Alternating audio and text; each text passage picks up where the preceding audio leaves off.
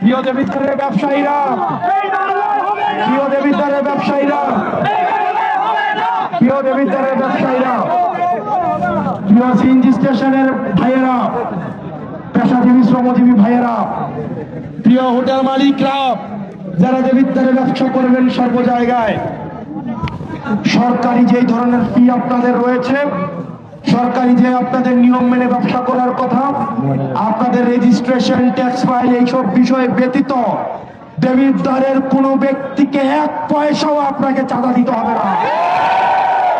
যদি কেউ চাঁদার জন্য আসে তাকে বেঁধে রেখে আপনারা পুলিশকে খবর দিবেন।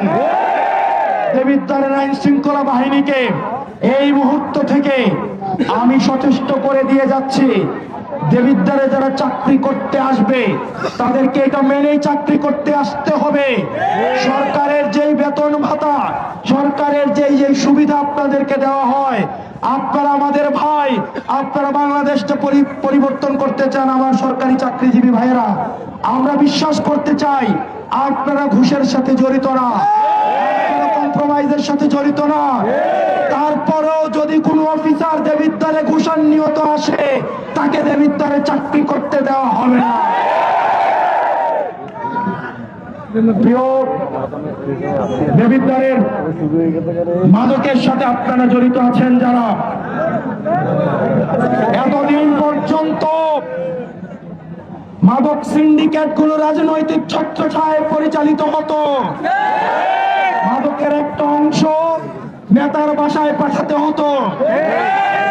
এই মুহূর্ত থেকে ঘোষণা দিচ্ছি, দেবিদ্বারের খাতঘর থেকে ইষ্টগ্রাম যদি কেউ মাদকের সাথে কোনোভাবে জড়িত হওয়ার চেষ্টা করেন, আমার ভবিষ্যৎ প্রজন্মকে দিয়ে যদি কোনো ছিনিমিনি করার চেষ্টা করেন, আপনাদেরকে ছাড় দেওয়া হবে না।